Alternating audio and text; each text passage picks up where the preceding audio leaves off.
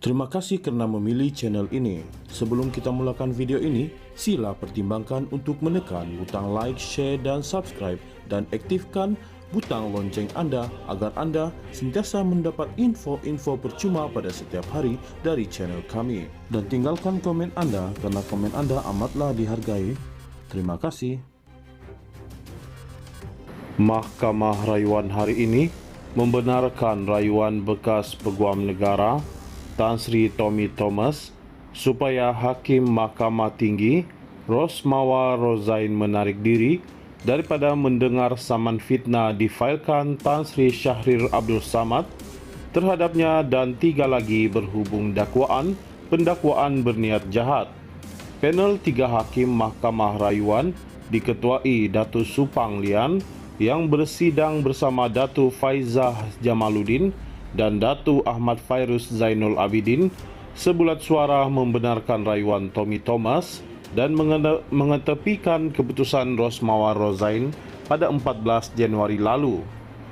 Panel dengan itu memerintahkan supaya Rosmawar menarik diri daripada semua prosiding dan perbicaraan kes saman berkenaan dan memerintahkan Shahrir membayar kos RM30,000 kepada Tommy Thomas.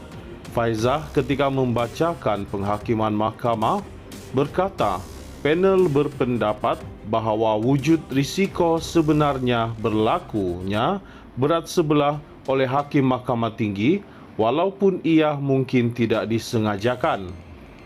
Menurut Faizah, panel mendapati penemuan Hakim Mahkamah Tinggi bukan berdasarkan buku yang ditulis oleh perayu Thomas atau berdasarkan pleading pembelaan yang difailkan responden Shahrir. Beliau berkata, mahkamah mendapati kenyataan hakim terbentuk daripada pendapatnya sendiri dan bukannya berdasarkan merit dan dapatan hakim dalam permohonan untuk membatalkan kes adalah tidak perlu. Hakim itu berkata, penemuan dan pemerhatian hakim dalam permohonan Thomas untuk membatalkan saman itu adalah tidak selaras dengan apa yang sepatutnya dilakukan oleh seorang hakim. Katanya, ia mendedahkan pandangan hakim terhadap merit kes berkenaan. Sebagai seorang pemerhati yang berpengetahuan dan bersikap adil, berdasarkan fakta dan keadaan kes ini, kami berpandangan bahawa penemuan dan pemerhatian itu menimbulkan risiko sebenar berlakunya bahaya berat sebelah oleh hakim tersebut.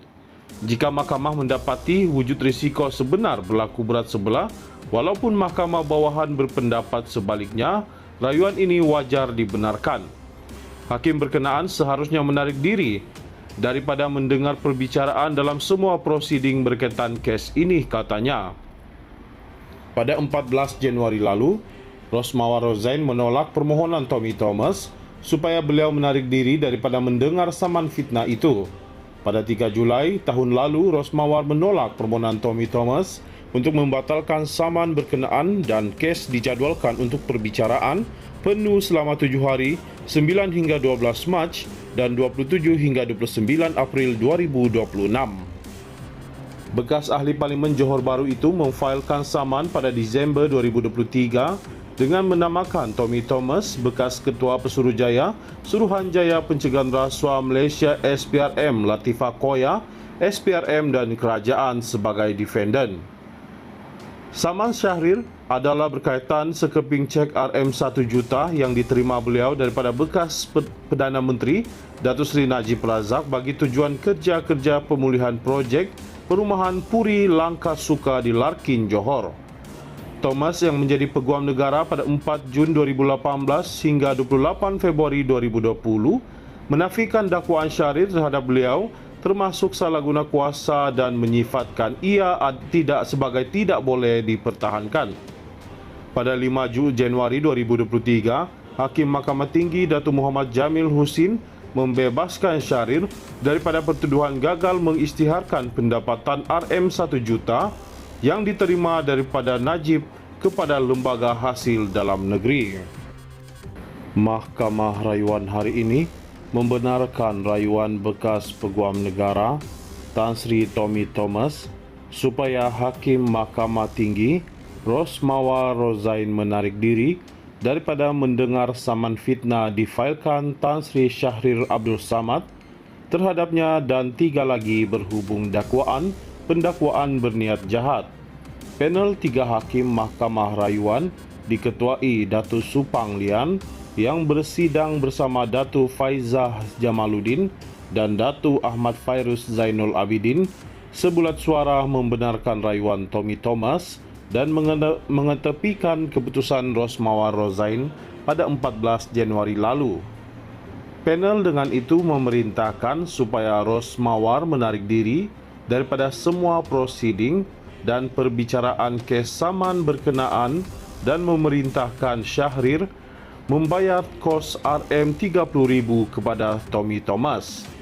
Faizah ketika membacakan penghakiman mahkamah berkata, panel berpendapat bahawa wujud risiko sebenarnya berlakunya berat sebelah oleh Hakim Mahkamah Tinggi walaupun ia mungkin tidak disengajakan. Menurut Faizah, panel mendapati penemuan Hakim Mahkamah Tinggi bukan berdasarkan buku yang ditulis oleh perayu Thomas atau berdasarkan pleading pembelaan yang difailkan responden Syahrir. Beliau berkata, Mahkamah mendapati kenyataan hakim terbentuk daripada pendapatnya sendiri dan bukannya berdasarkan merit dan dapatan hakim dalam permohonan untuk membatalkan kes adalah tidak perlu. Hakim itu berkata, penemuan dan pemerhatian hakim dalam permohonan Thomas untuk membatalkan saman itu adalah tidak selaras dengan apa yang sepatutnya dilakukan oleh seorang hakim. Katanya, ia mendedahkan pandangan hakim terhadap merit kes berkenaan. Sebagai seorang pemerhati yang berpengetahuan dan bersikap adil, berdasarkan fakta dan keadaan kes ini, kami berpandangan bahawa penemuan dan pemerhatian itu menimbulkan risiko sebenar berlakunya bahaya berat sebelah oleh hakim tersebut. Jika mahkamah mendapati wujud risiko sebenar berlaku berat sebelah, walaupun mahkamah bawahan berpendapat sebaliknya, rayuan ini wajar dibenarkan. Hakim berkenaan seharusnya menarik diri daripada mendengar perbicaraan dalam semua prosiding berkaitan kes ini, katanya. Pada 14 Januari lalu, Rosmawar Rozain menolak permohonan Tommy Thomas supaya beliau menarik diri daripada mendengar saman fitnah itu. Pada 3 Julai tahun lalu, Rosmawar menolak permohonan Tommy Thomas untuk membatalkan saman berkenaan dan kes dijadualkan untuk perbicaraan penuh selama 7 hari, 9 hingga 12 Mac dan 27 hingga 29 April 2026. Bekas ahli Parlimen Johor Bahru itu memfailkan saman pada Disember 2023 dengan menamakan Tommy Thomas, bekas Ketua Pesuruhjaya Suruhanjaya Pencegahan Rasuah Malaysia SPRM Latifah Koya, SPRM dan Kerajaan sebagai defendant.